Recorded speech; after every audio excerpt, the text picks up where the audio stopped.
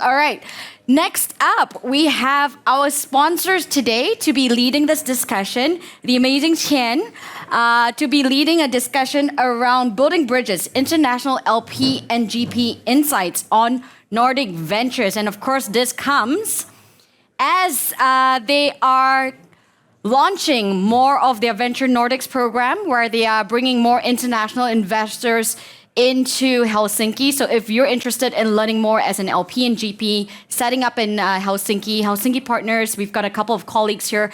They are your go-to. And for some excellent case studies, we've got a couple of family offices and investors already building up in Helsinki. Tian, over to you. Good afternoon, everyone. Welcome to our panel on international LP and the GP's experience and insights on the Nordic venture funds. My name is Tian Yu from Helsinki Partners. We are a Helsinki city-owned company in doing Helsinki marketing, talents, and investment attraction. So our Venture Nordics program bring together invites and handpicked international GPs and LPs who are motivated and interested to explore the Nordic venture ecosystem. So today with us, we have 3 distinguished panelists. 2 of them are also our participants for the Venture Nordics program for the first time. Matthew Hicks from Church Commission of England, Rahul Rayani from Manorama Capital, as well as Henry Goodwin from Neo Capital. Over the next 30 minutes, we will be exploring their experience and insights on the Nordic venture ecosystem. So let's start with a brief introduction. Matthew, can you tell us a little bit about yourself and your role? Sure. Nice to be here with you all. So Matthew Hicks. I work for the Church Commissioners for England, which is essentially the endowment fund for the Church of England. The overall portfolio is about £11 billion, and the venture portion of this is about 5%. I work on the venture team, so we invest in venture funds globally. Hi, everyone. My name is Rahul. I'm currently based in London, originally from India. I work for a single-family office that's run out of Singapore and India. I'm the 4th generation of the family, and the history of the family business has been in iron ore mining and trading. We invest across VC funds, private equity funds. We do direct deals as well, geography agnostic and stage agnostic as well. And yeah, happy to be here. Thanks for having us. Thanks, Chan. Great to be here. Hi, everybody. Henry Goodwin from Leo Capital, a India and Southeast Asia origin fund, which is now expanding here into the Nordics. Delighted to be here. We focus predominantly on B2B in the seed stage. Thank you for the introductions. My first question actually goes to Henry from Neo Capital. So Neo Capital has been the first international venture capital fund who is expanding and setting up a venture fund in Finland, which have made them a pioneer in our ecosystem. My question to Henry is, what have motivated Neo Capital to expand to the Nordics? Thanks, Jen. It would have been easy, I think, for us to have stayed stuck to our guns, if you like, geographically, and stayed focused around the India, Southeast Asia ecosystem without looking to venture further. But it's become clear, given the nature of the businesses we're investing in, that you need to think about the global marketplace, particularly in B2B and B2B SaaS. So then we'd understood there was already a strong bridge, if you like, between India, Southeast Asia, and the US market. It's well traveled in terms of tech, talent, and capital. Perhaps a bit less so between Europe and that part of the world. So a real opportunity for us to get out there and explore that further. Really from day one, we were struck by the openness of the marketplace here in Finland, the different agencies we engaged with, from the team at Helsinki Partners, some friends from BFVC, for example, I see in the audience, and others who've really helped us to, to understand and then really get into this market in a meaningful way. I think one of the most interesting parallels for us has been we've known Singapore very well for many years. The population size is almost exactly the same as here in Finland, 5.5 or 6 million. What does that do? It means that people have to think globally from the outset in terms of what they're doing. They need to think about the key markets for them, the most valuable market for them at the moment in B2B is the US market. We have experience of taking founders from India and elsewhere around the world and giving them access to the US market and tapping into the talent base, particularly out of India, the Indian tech talent engine that can help them do that in a capital efficient way. So some really interesting parallels there, and we felt that here's a market we can really understand quickly around the Nordic region. That the STEM talent here is extraordinary. The Nordic model does work. I don't know if anyone saw the political debate between Rishi Sunak and Keir Starmer in the UK, but if you watch that, you'd understand what bad looks like in terms of discussion around education. It's much more stable here, and we feel that there's a real opportunity to help the great ambitious founders to find their way to succeed globally. So we can see Henry is sold to the Nordics. So Matthew and Rahul, you guys have been here for a little bit about a week now through the Venture Nordics program. What have you learned during these days, and how does the Finnish venture ecosystem differ from the ecosystem in your home country or other markets you have looked into? Yeah, I think the first thing I learned was the importance of blackout blinds here in the summer. I had a very restless first night. But on the ecosystem, I think the first thing that strikes, and Henry touched upon it, is the quality of the technical talent here. It's up there with kind of world-leading ecosystems. I think the second thing, though, that strikes is the small size of the market and the need to go to other ecosystems to sell product. So the quality of the technical talent tends to mean that the deep tech and climate tech is very strong here, but the actual go-to-market side less. So there's just a far smaller market. And when I compare that to London, yeah, it's very different in that sense. Yeah, it's my first time in Helsinki. I've traveled to some of the other areas of the Nordics. First time here, blessed with great weather, and it's been interesting to go to these different sort of institutions in the city to know more about what's happening in the technology space, what's being built, what's the support that's being provided to a lot of the founders, a lot of the companies that want to be based out of here.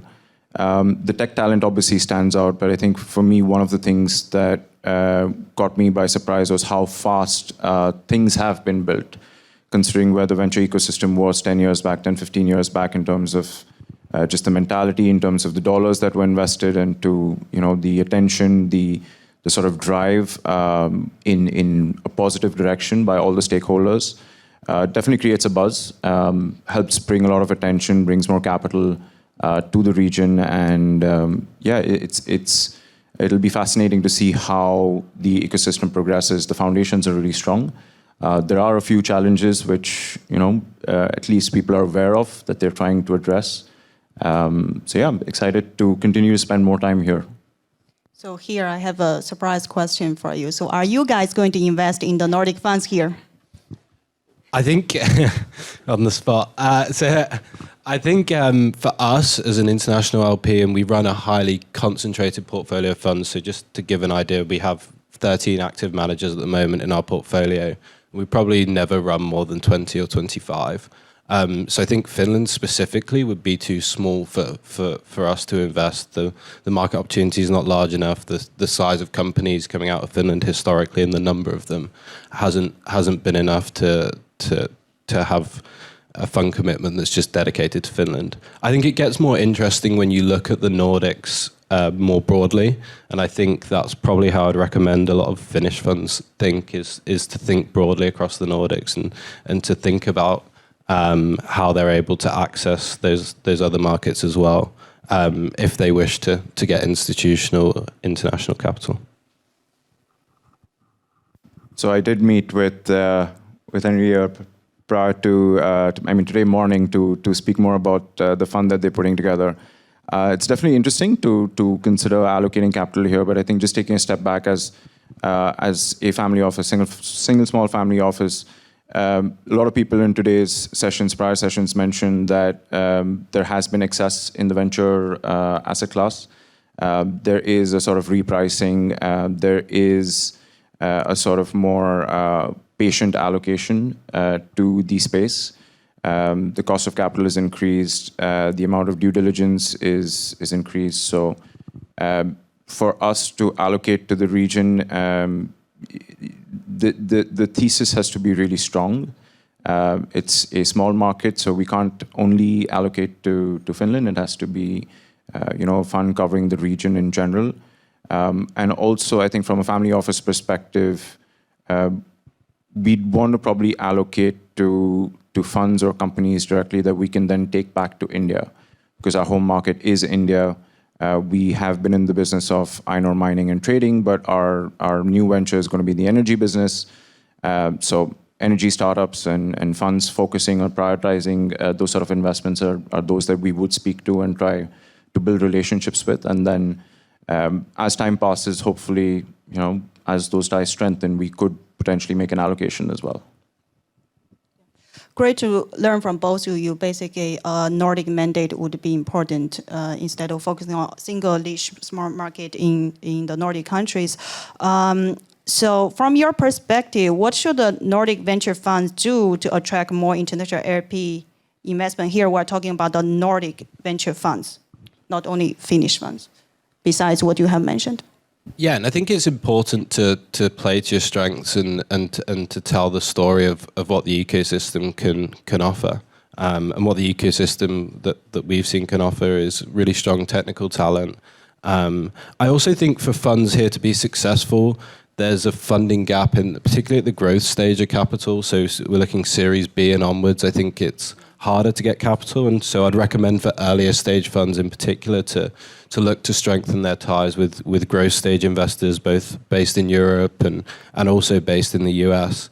So they think about that next step of a company's journey. I think being able to tell that story to international limited partners is pretty important. What do you think, Rahul?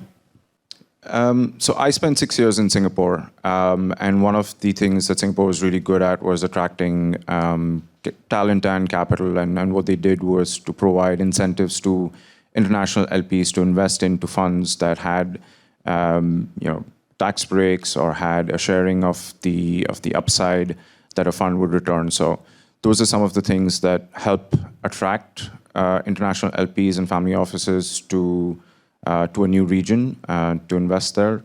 Apart from the usual, the communication, improving the marketing, that a lot of these funds could do. I think what would also be interesting is more information on what the government is doing to build this ecosystem. We've been here and we've learned a lot more, but I think information in terms of how founders are being incentivized to stay here and build here in this region compared to going to the US directly and building over there. Those are some of the important sort of long-term sustainable foundations on which an ecosystem can be built. And that would then attract the growth capital that Matt was speaking about as well. So I think it takes time.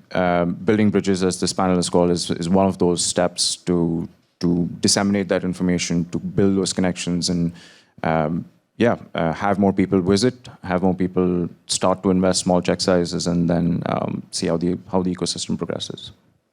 Great insights. Henry, as a GP, you have been on ground for almost a year now, very actively building the funds from ground up, and you also have basically, you get your license as well in Finland. So in your perspective, why should a Nordic LP invest into an international fund? Great question, Tian. So I think it's always a symbiotic two-way process. So I think we coming in we have 3 funds already out of Asia. We like to take a global view, but of course we've got a huge amount to learn. So it's important for us to be here and listen, understand what are the challenges as well as the opportunities around this part of the world. And I think in the same way for investors who are contemplating investing into funds such as ourselves, understanding there's something for both sides to contribute to that discussion beyond obviously the financial investment side. In our case, taking a step back and having a 10, 20-year view perhaps, at the moment the latest GDP growth figures for India were in excess of 8% last year. They are producing 1.5 million engineers every year in India, about 100,000 SaaS developers every single year. And the quality is very high. So a lot of people have a legacy perspective on the opportunities coming out of India from 20, 30 years ago. But it's a very sophisticated market. The availability of talent, the use of the sort of global mindsets and obviously the language capabilities are now very strong. And in terms of pure capital efficiency, that's a strong watchword at the moment, cost efficiency, capital efficiency. We're finding maybe 30 to 40% improvements on wage bills and capital efficiency. That's not the only thing that matters, of course, but it's quite helpful if you're then looking to take that platform and to scale into the US market, for example. So that's something we can bring. That's a perspective we can certainly bring to people, and it's not just about engineering talent. There's people who often have good engineering talent, particularly here in the early stages, but perhaps not so much in sales, marketing, go-to-market, product development. And on that front, there's a huge well of talent that's available to them. That's something that I think is an interesting conversation. We need to understand how do we best apply that to the right opportunities, the most ambitious founders, and convince them to be brave. Think about going to the US earlier in their life cycle and really challenging the mindset of first exhausting opportunities regionally and across Europe before looking to go to the US. So I would hope that represents something a little bit different in the market. And coming back to the question around what the local LP, of course, we need to learn a huge amount. That institution, that person has spent many years really understanding this market, probably grew up in this market as an entrepreneur, certainly as an investor. And so we can also learn from them. So, we're open to those conversations. We're learning, and hopefully people with that kind of mindset, a sort of open-minded, curious mindset, thinking about how the world is changing, how distributed talent teams work. Everyone knows that now it's very hard to build $1 billion business just with your local talent.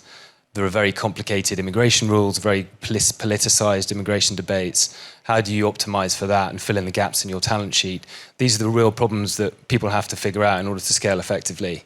So again, let's have that conversation and let's meet the LPs who want to engage at that level. And let's build a bridge together. So today in the room, we have also quite a few international ARPs who are present. And also when you guys back to London, back to your home country, probably you will meet international ARPs or your peers. They will be asking you, so why should I be looking into a Nordic market? What would you say? I think it's getting increasingly important, as I think Dom touched upon earlier, to explore every market as an LP. We've particularly seen the hyper growth of funds in the US. And so if you're serious about bias to smaller fund sizes or having an element of your portfolio that is biased towards smaller fund sizes, then the only way to do that is to look a little bit more regionally. So look at the US, look at Europe, and the Nordics is a big enough region to create funds of significance in that way. And so I would encourage anyone to for sure come and have a look. Again, the point would be, where is the growth capital coming from, and is there enough scalability here? But I think that's something that's improving already. Yeah, from a family office perspective, I think a lot of people in the previous panels have spoken about venture and its model in terms of the scalability, and as these funds become bigger, the performance could be a drag potentially. So, though there is a lack of growth capital, I think the fund sizes here in this ecosystem are ideal to be able to scale and to be able to give returns. So that's definitely a benefit from a family office perspective. Like I said, the world is more global, but at the same time is becoming more polarized. So what I mean by that is capital can flow to different geographies very easily. But when the world is becoming more polarized, automatically you have to be more cautious. So you have to be more careful and calibrated in terms of your approach. So one of the things I would say is to people in my network is try and identify the strengths of certain jurisdictions or certain countries, identify how you could potentially benefit from your main business, be it in whichever field. Try and connect with the local research institutes. There's huge amount of talent here. There's a big sort of budget in terms of developing deep science and deep life sciences, and we've seen a lot of companies in the climate change space, and in quantum computing. So a lot of cutting edge areas that you can learn from, you can invest in, and you can then sort of take back to your own business and to your own market. So try and assess the region from those perspectives. And then along the way, I'm pretty sure that as the ecosystem builds up, you'll have great managers who will be able to, pick other sort of opportunities for you to give you financial return, but not only a strategic sort of foothold in this region. How about Henry? When you are talking with international LPs, what would be your recommendation for them to look into the Nordic market?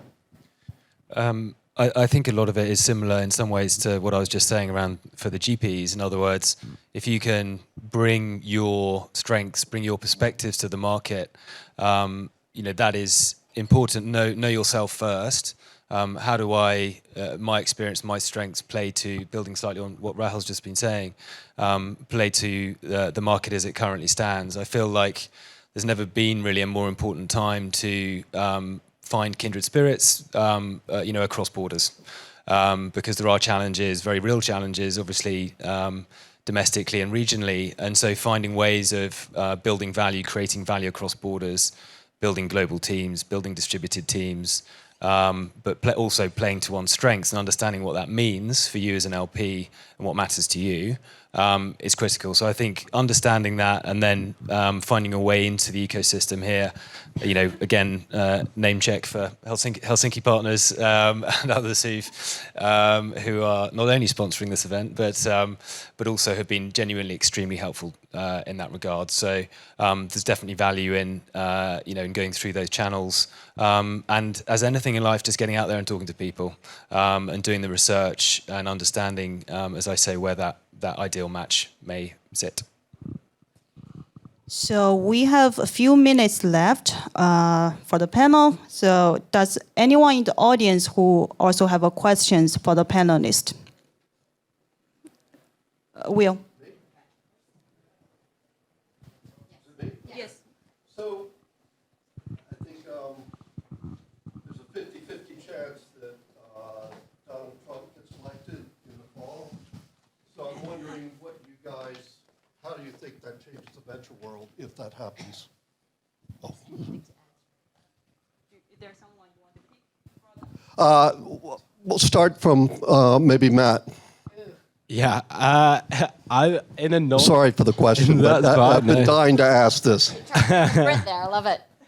In a Nordic context, I have no idea what impact that will make here. In a US context, I don't know. It could be interesting. I think we've all seen how M&A has suffered in the US, and I wonder whether that may pick up a little bit with the Donald Trump election. But I think obviously there are a lot of other externalities at play in that event. But I think purely if you look at that market, there could be some movement there.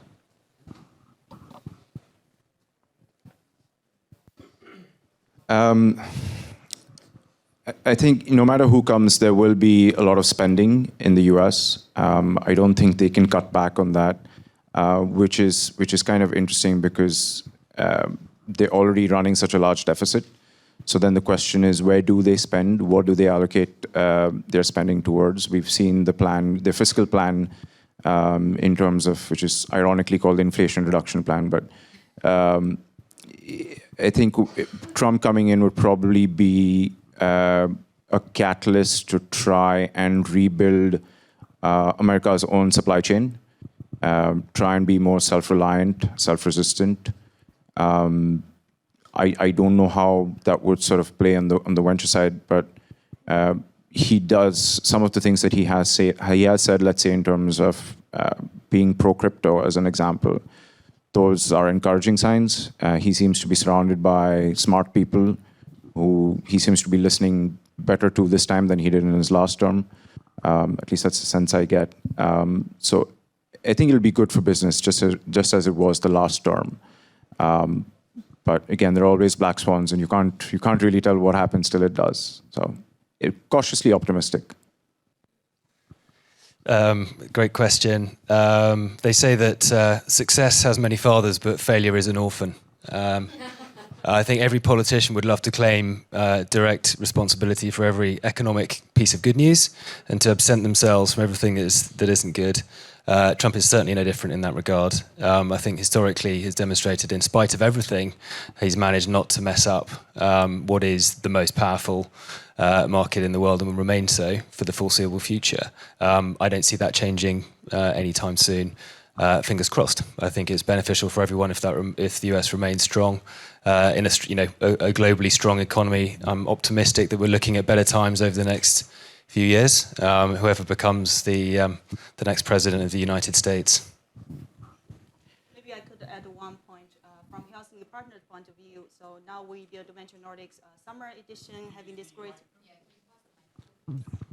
Having participants from mainly Asia and Europe. So we are doing a second program targeting to US market. So basically we're inviting international US-based GPs and ARPs to come into Finland during slush time. I think from that response, when we are targeting the US market, we will see how much concrete interest can be triggered by this election.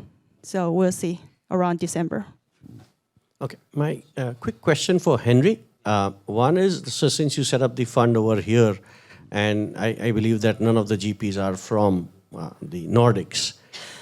So what was the challenge when you set up that fund in terms of the process, timelines, etc.? And second is then, how are the LPs welcoming you, probably as the Finnish investors or the investors in the UK? Because it's about, the market you're looking at is US, startups from India or Southeast Asia, then how is it kind of being looked at? So the setup process, it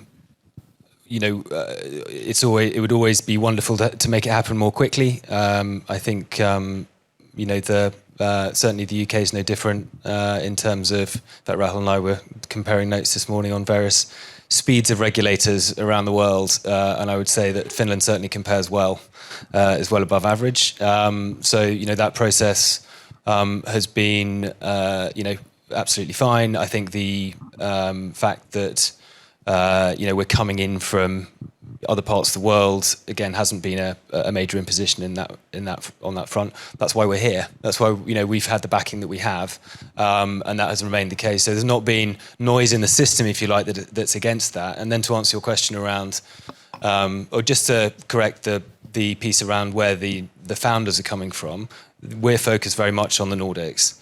Okay, so we can bring that talent in to support those founders on the basis you need to find, number one, a brilliant founder, ambitious founder.